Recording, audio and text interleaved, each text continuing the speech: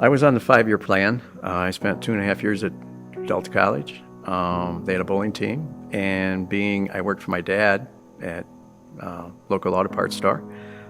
So I would obviously drive back and forth, and being on their bowling team and met a few of the guys because you see them at tournaments, and they mentioned to me, what's your plans next? Well, my mother said, it's either move out or find a 4-year institution where you can finish and get at least a bachelor's degree.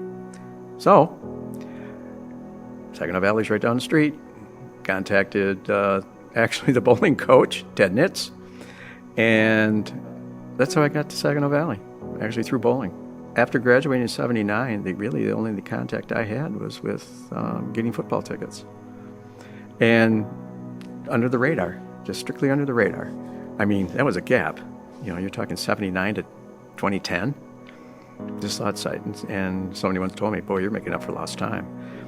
And I went, well, maybe, but I saw in 2015, you had 12 Nepali nursing students here, and they were stuck here because there was an earthquake in Nepal. And my mother, who lifetime registered nurse, and we just happened to be, because I'd bring her for lunch, and she's sitting there, and Jim and Kevin were just idly talking. And of course, Mom perked up. She said, what's the problem? She said, and one of the two guys said, we've got 12 nurses here. Their tuition is paid, their room and board is paid, but they have nothing else basically for the clothes other than the clothes on their back. And Mom said, how much do you need? And my mom looks at me, writes a check, whatever it is. They're nurses, they're going to be nurses, they'll be a nurse for the rest of their lives. You write the check. So I wrote a $15,000 check. And that was the start. That was really the start. And it was with my mother. That was when the tradition or the spirit of giving really hit me. For my mother, she wanted to create a scholarship. And she said, I don't want it to go to an incoming nurse. I want somebody that is financially strapped, who is already in the program. And I said, okay, Mom, how much you want to give? I want to give $60,000. Okay. So, went up, saw the folks in the nursing department, and Mom said, let's make it a $3,000 scholarship. I said, okay. So that's been going on now 5 years. And Mom was a cool lady. We lost her in 2020, just before COVID. She was 90.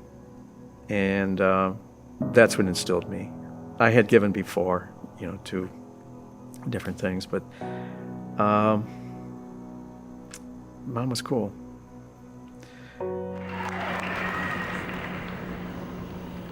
Andrew J. Keatsman, summa cum laude.